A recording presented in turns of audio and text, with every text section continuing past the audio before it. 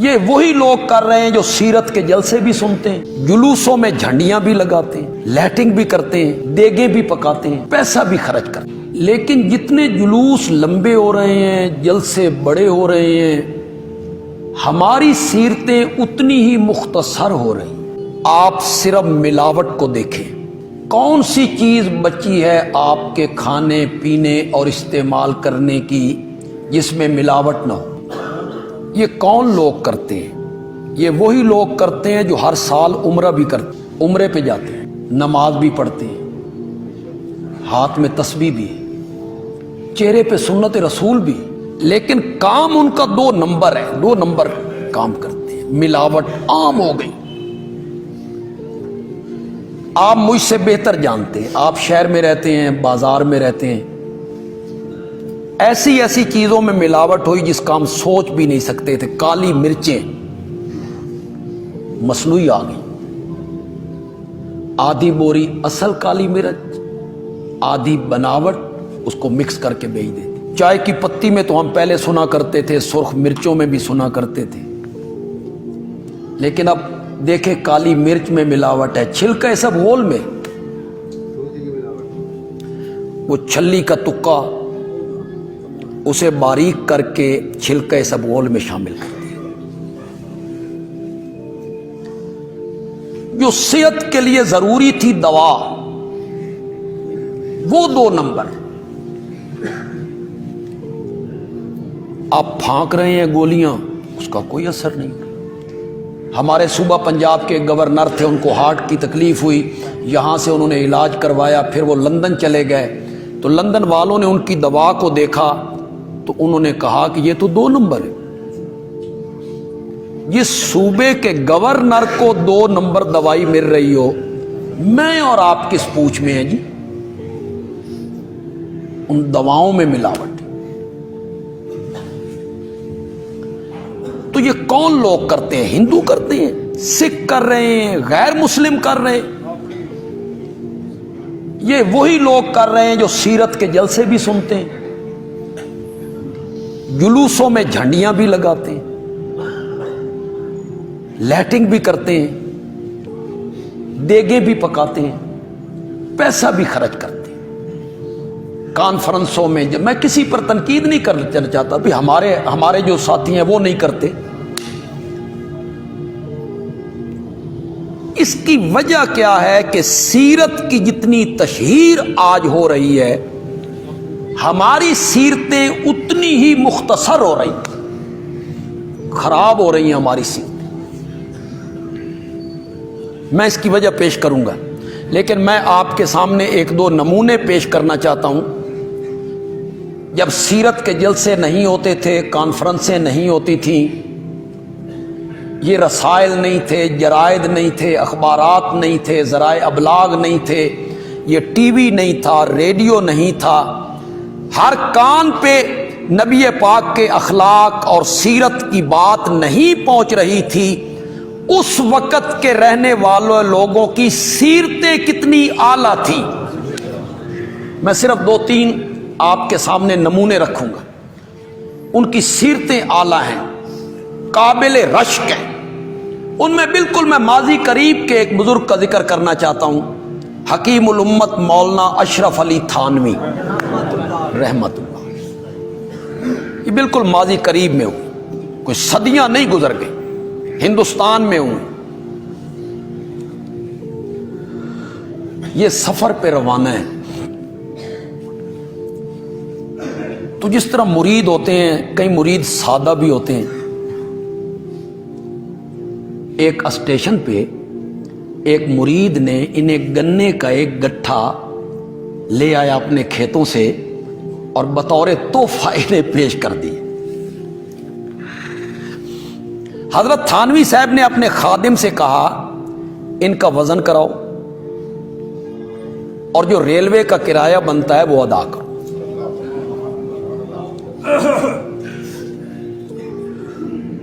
وہ جو گاڑی کا گارڈ ہے، ٹی ٹی ہے، عملہ ہے، وہ بھی حضرت کا مرید ہے۔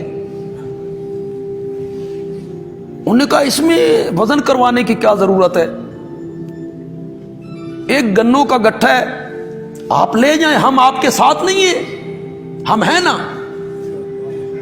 تھانوی صاحب نے فرمایا میں نے آگے جانا ہے۔ انہوں نے سمجھا بھی جس جنکشن پہ گاڑی بدلے گی نا تو انہوں نے دوسری گاڑی پہ سوار ہونا۔ انہوں نے کہا اس میں بھی فکر کرنے کی کوئی ضرورت نہیں ہے، اگلے گارڈ اور ٹی ٹی کو ہم کہہ دیں گے تو اس میں شفٹ کر دیں گے۔ فرمایا میں نے اور آگے جانا ہے۔ تو کہنے لگا وہ جو جنکشن سے گاڑی چلے گی وہ تو ہندوستان کے آخری اسٹیشن تک جائے گی، اس سے آگے تو گاڑی نہیں جاتی، آپ نے اور آگے کہاں جانا ہے؟ فرمایا میں نے وہاں جانا ہے جہاں کوئی ٹی ٹی اور گارڈ کام نہیں آئے گا۔ آج ہم میں سے کتنے لوگ اس امانت اور دیانت پر عمل پیرا ہیں؟ ہمارا جہاں ہاتھ لگتا ہے، جہاں ہاتھ پڑتا ہے، ہم کمی کرتے ہیں، ہم کمی نہیں۔ میں اپنے آپ کو بھی اس میں شامل کر رہا ہوں۔ کیا علماء، کیا غیر علماء، کیا پیر، کیا ان کے مرید، کیا پیسے والے، کیا غریب، سب جہاں سے پیسہ ملے، پیسہ بچے اسے بچاؤ۔ اور وہ کیا کہتے تھے کہ میں نے مرنے کے بعد اللہ کے پاس جانا ہے جہاں میں نے اپنی ایک ایک حرکت کا حساب۔ آپ نے کبھی محسوس کیا کہ چلو پہلے پارے میں ہی دیکھ لیتے ہیں، وہ ساری آیتیں آپ کو یاد ہیں۔ الذین یؤمنون بالغیب، یہ متقی لوگوں کی صفات بیان ہو رہی۔ پہلی صفت یہ ہے کہ وہ بن دیکھے ایمان لاتے ہیں۔ ہم نے جنت، جہنم، پل صراط، حوض کوثر، فرشتے، کسی چیز کو نہیں دیکھا، ہم نے اللہ کو نہیں دیکھا، ہم نے تو اللہ کے نبی کو بھی نہیں دیکھا، تو ہم بن دیکھے ان پر کیا لاتے ہیں؟ ایمان بالغیب۔ وَيُقِيمُونَ الصَّلَاةَ، نماز کو قائم رکھتے ہیں۔ وَمِمَّا رَزَقْنَاهُمْ يُنْفِقُونَ، ہماری دی ہوئی روزی میں سے ہمارے راستے میں کیا کرتے ہیں؟ خرچ کرتے ہیں۔ وَالَّذِينَ يُؤْمِنُونَ، یہ لفظوں پہ ذرا غور کیجئے، یؤمنون بما انزل الیک وما انزل من قبلک، متقی لوگ وہ ہیں جو اس وحی پر ایمان لاتے ہیں جو آپ کی طرف اتاری گئی، اور اس وحی پر ایمان لاتے ہیں جو آپ سے پہلے اتاری۔ یؤمنون وبالآخرۃ ہم یؤمنون، وبالآخرۃ ہم یؤمنون، آخرت پہ وہ ایمان لاتے ہیں؟ نہیں کہا، ہر ایک کے ساتھ یؤمنون، اور جب آخرت کی بات آئی تو یؤمنون نہیں، یوقنون، آخرت پہ وہ کیا رکھتے ہیں؟ ہمارا صرف ایمان ہے، یقین نہیں ہے۔ یقین یہ ہوتا ہے کہ بندہ ہر کام کرتے ہوئے یہ سمجھے کہ میں نے اللہ کے ہاں جا کر اپنی ایک ایک حرکت کا کیا دینا ہے؟ حساب دینا، ایک ایک عمل کا حساب دینا ہے، ایک ایک فعل کا حساب، یہ ہے یقین۔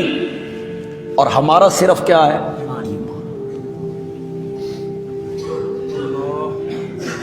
یہ جو چچا اپنے یتیم بھتیجے پر ظلم کرتا ہے،